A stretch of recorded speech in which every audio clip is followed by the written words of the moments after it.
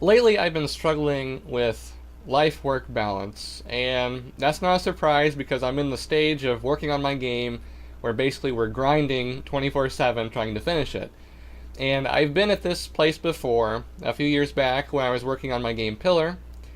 I had a lot of struggles with life-work balance, and that was my first major project I was working on full time. I had just graduated college, and there was a bit of irony involved because when I was in high school and college, I was always frustrated that I had so little time to work on my games. I was always like, I can't wait till I get out of here so I can finally work on my games 24/7 and not be interrupted.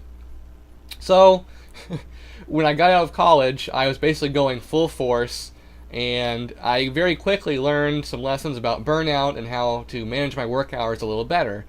There was a period of time working on Pillar where I was basically working 10 to 12 hours a day, 7 days a week, and for 6 or 7 months, I basically never left the house at all, just to go get groceries. Basically, I didn't hang out with friends. I didn't do anything for casual fun. But the thing is, I'm not saying this to whine. Like I genuinely enjoyed my time working, and I still feel the same way on my new project. Like I love working on games so much that I naturally just work on them all the time, right? I don't clock my hours or anything like that. I just work as much as I feel passionate about working, and that's basically 12 days or 12 hours a day, right? But I don't work that many hours now. After that incident with Pillar, I've learned that, 8 hours is a good work day, and I have to kind of cut myself off and make myself just get up and walk away from the computer. Because what happens if I go, like during the Pillar days, I go for that 6 or 7 months straight of just working those insane hours, eventually your body starts to have some negative effects. And this is a weird feeling to describe because you want to work, right? You love working, but your body is kind of telling you, hey, you probably shouldn't be sitting in front of a computer as much as you're doing. You need to get out and socialize. I need social time, so why aren't you giving me social time? Your body kind of communicates those ideas to you through feelings. The feeling of burnout, or I don't want to say depression, because I feel like depression is more of a feeling of you see no purpose or meaning in life. And I love my work, right? Like I'm happy with what I do and so on. But it's this feeling of things not being quite right, I guess you could say. And so, like I said, I kind of force myself to walk out of my computer room and do other things. But what I find is that a lot of the times, and this is what's happened recently, because I work at home, it never feels like I've really left work. You know what I mean? I'll kind of wander into the living room. Maybe I try to watch TV, but my mind is still in work zone. And naturally, I start to drift back to thinking about work. And then I get really excited about, I see how to fix that bug, or I see what would fix this design issue. And I end up walking back into the computer room and working more. And I'm not complaining because, like I said, I like what I do. I love what I do. But you do so much of this, and you really start to burn yourself out. And in the long run, eventually, you don't want to work on things quite as much as you originally did because you start to burn yourself out, right? So I don't have a solution here that works for everybody, but I would say that you should be mindful of how many hours you're working, and try to set a cold time when you just say, hey, I'm cutting off. I'm not going to work now. And naturally, the way humans work, when we're really into doing something and you take us away from it, that makes us want to come back and do it more. Like you see this in children, right? If you're having a piano lesson and the kid really is just starting to get into playing the piano and just starting to learn the song, and you take the kid away from it, the kid will be like, oh no, don't take me away, I was just starting to get it.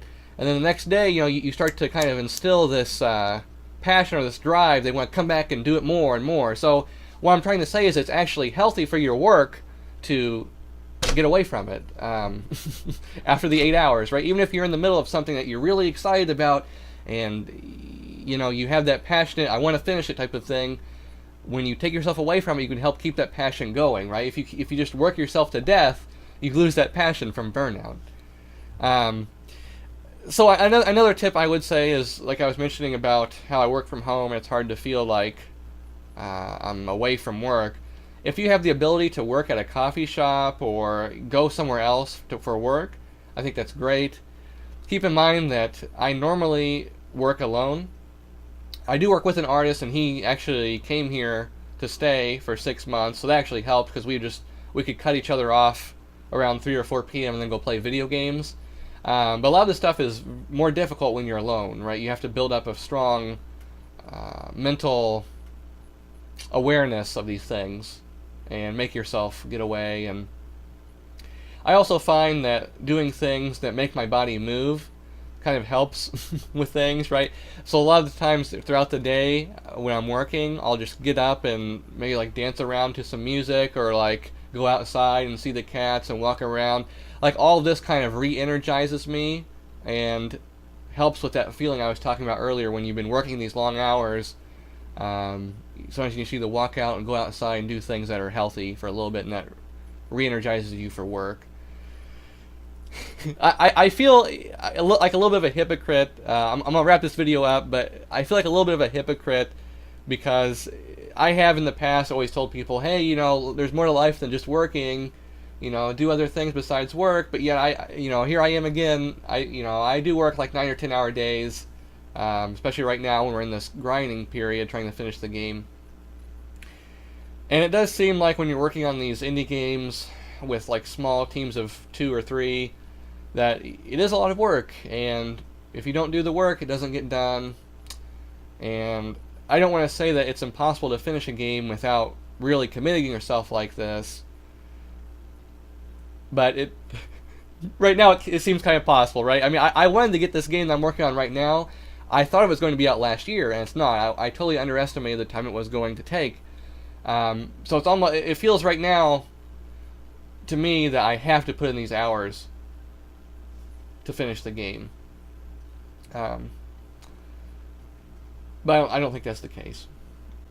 Yeah, so that's basically been my experiences with balancing work and lifetime.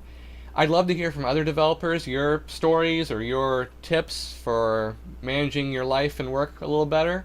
Whatever you'd like to share, I'd love to hear your thoughts and experiences down in the comment section.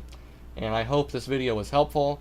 A lot of the times when it comes to this type of subject, just hearing other people talk about their struggles with it helps me feel like I'm not alone with it, and in the long run is beneficial.